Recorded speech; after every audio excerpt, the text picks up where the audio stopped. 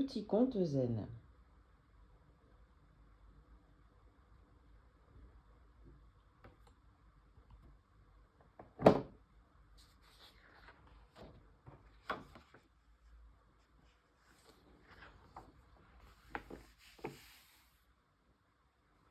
Le panda géant que j'ai si souvent vu danser devant ma porte.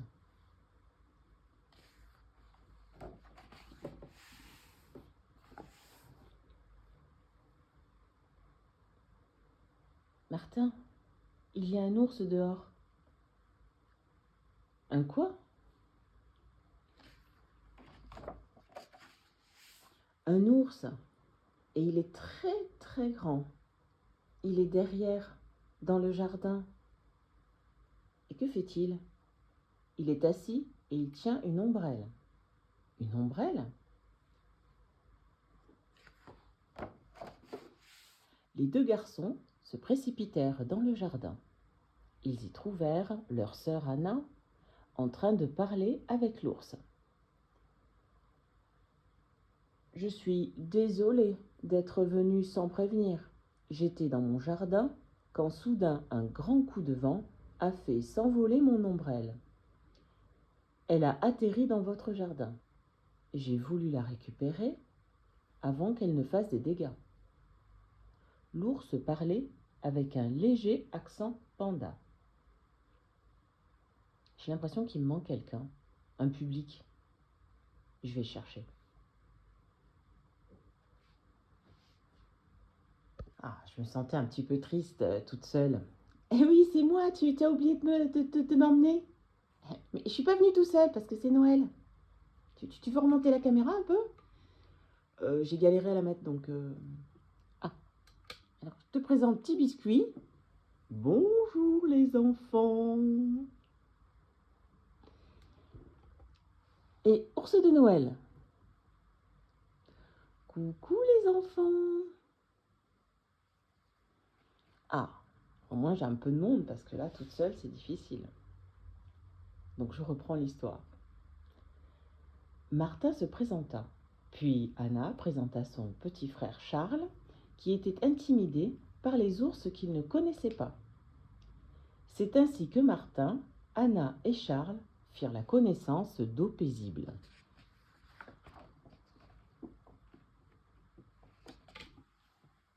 Le lendemain, Anna s'en alla prendre le thé chez Eau paisible. Ah oui, je la voyais pas, elle est là. Elle est toute petite, hein. Coucou, dit-elle en franchissant le perron. Entre, entre. Puis elle entendit ajouter. Pardon, je suis dehors. Rejoins-moi dehors. Ah bah j'aurais eu peur d'aller voir ce grand panda. Lapinou. Eau paisible s'était installée sous une tente. Cette tente est un cadeau de mon oncle Tsukimi. Le jour de son anniversaire, il offre toujours des cadeaux pour fêter sa date de naissance. J'aime tellement cette tente qu'en ce moment je n'habite plus dans ma maison. Eau paisible invita Anna à s'asseoir près de lui. Tu m'as apporté un gâteau? C'est très gentil de ta part. C'est ton anniversaire? Non, ce n'est pas le mien non plus. Laisse-moi pourtant te faire un cadeau pour fêter l'anniversaire de mon oncle. Je vais te raconter une histoire.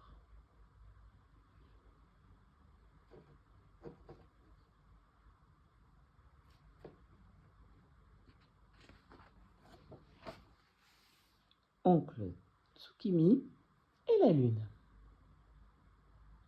Mon oncle Tsukimi vivait seul dans une petite maison en haut de la colline. Il ne possédait pas grand-chose et vivait chiquement. Un soir, il découvrit qu'il avait un visiteur. Un voleur s'était introduit chez lui et était en train de fouiller dans ses affaires. Le voleur n'avait pas remarqué la présence de mon oncle Tsukimi et, quand ce dernier lui dit « Bonjour ». Il faillit s'évanouir de stupeur. Mon oncle sourit au voleur et lui serra la main. « Bienvenue, comme c'est aimable à vous de me rendre visite. » Le voleur ouvrit la bouche pour parler, mais il ne trouva rien à dire. Comme oncle Tsukimi ne laisse jamais personne repartir de chez lui les mains vides, il chercha du regard dans sa minuscule bicoque un cadeau pour son voleur du soir. Mais il n'avait rien à offrir. Le voleur se dirigea alors vers la porte. Il voulait s'en aller. Soudain, mon oncle eut une idée. Il ôta son peignoir, qui était vieux et tout rapiécé. C'était son seul vêtement. « Tenez, dit-il, je vous en prie, prenez-le. » Le voleur crut que mon oncle était fou. Il attrapa le peignoir, se précipita dehors et s'enfuit dans la nuit. Mon oncle, s'assit et contempla la lune qui scintillait. Elle jetait des lueurs argentées sur les montagnes, répandant partout une silencieuse beauté. « Pauvre homme, se lamenta mon oncle, la seule chose que j'ai pu lui donner, c'est mon vieux peignoir. Si seulement j'avais pu lui offrir cette merveilleuse lune. »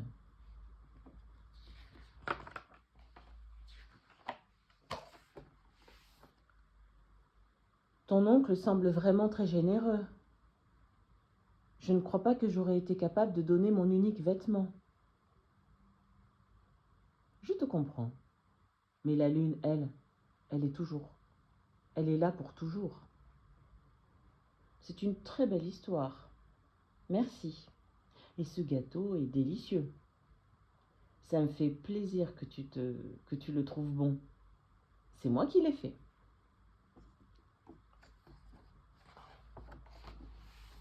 Le lendemain, ce fut Martin qui rendit visite à Eau Paisible. « Je suis là. Je peux grimper ? » ?»« Oui, bien sûr. » »«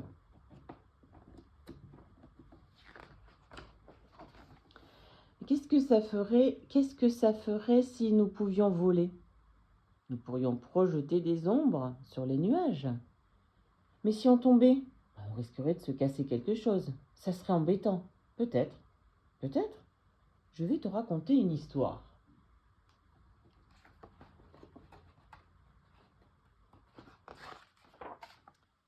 La chance du paysan. Il était une fois un vieux paysan qui, toute sa vie durant, avait beaucoup travaillé. Or, un jour, son cheval s'enfuit. Ayant appris la nouvelle, ses voisins vinrent lui rendre visite. Quelle malchance! Peut-être le lendemain matin, son cheval était de retour, en compagnie de 2 chevaux sauvages. Quelle chance! Peut-être. Le surlendemain, son fils essaya de monter un des chevaux sauvages, mais il ne put le dompter. Il tomba et se cassa une jambe. Les voisins vinrent de nouveau lui témoigner leur sympathie. Quelle malchance! Peut-être. Le jour suivant, les soldats vinrent au village pour enrôler des jeunes gens dans l'armée, car il y avait la guerre.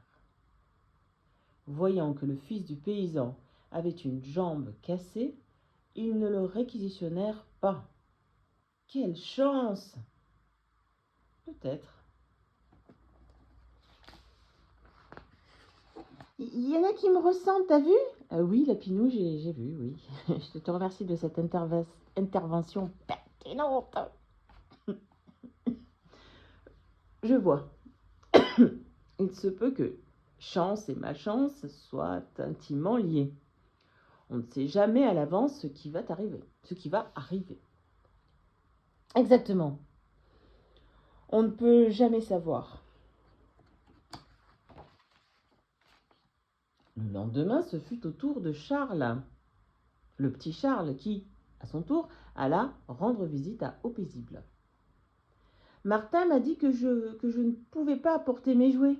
Je suis en colère contre lui. Il est toujours en train de me dire ce que je dois faire ou ne pas faire. Alors tant pis, j'ai tout apporté. Ma piscine est bien petite, je ne sais pas si tout va entrer dedans. On va voir, on va voir. Il examina la piscine. Si nous y mettons tous tes jouets, il ne restera plus de place pour nous. J'ai apporté trop de choses. Ce n'est pas grave. Je t'aiderai à les rapporter chez toi tout à l'heure. Pourquoi Martin me dit-il sans cesse ce que je dois faire ou ne pas faire? S'il était là, je pourrais grimper très haut. Et puis je sauterais sur lui comme ça. Et je ferais un grand splash comme ça. Après la baignade, Charles et Eau Paisible prirent le thé. Charles, tu as passé ta journée à être en colère contre Martin. T'es-tu seulement rendu compte que nous nous sommes bien amusés? Le petit garçon contemplait les volutes de vapeur qui s'échappaient lentement de sa tasse. Je regrette d'avoir apporté tout ce bazar. Mais ne sois pas désolé. Pour l'instant, occupons-nous de rapporter cela chez toi. Accroche-toi bien, je vais te raconter une histoire. Encore? Lapinou, oui, il raconte une histoire c'est à tous les enfants. Un lourd fardeau. Deux moines pèlerins arrivèrent un jour dans une ville où une femme attendait qu'on l'aide à descendre de sa chaise à porteur. La pluie avait laissé des flaques très profondes et la femme ne pouvait les traverser sans salir sa robe. Elle était immobile, l'air impatient, très en colère et grondait ses serviteurs. Ne sachant pas où poser les paquets qu'il portait pour elle, il ne pouvait l'aider à franchir les flaques. Le plus jeune moine remarqua la femme, ne dit rien et poursuivit son chemin.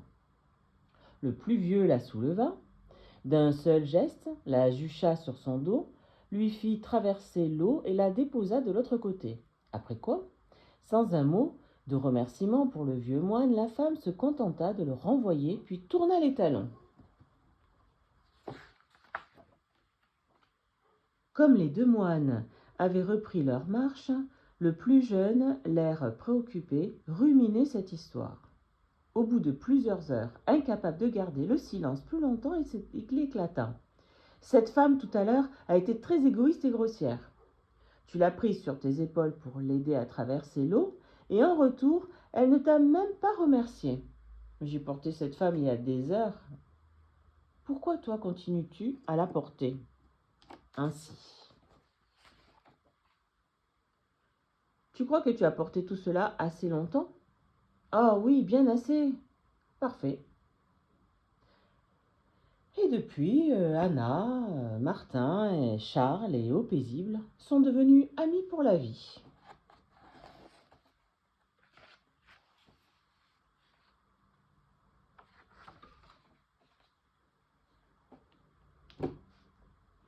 Je sais pas si j'ai aimé.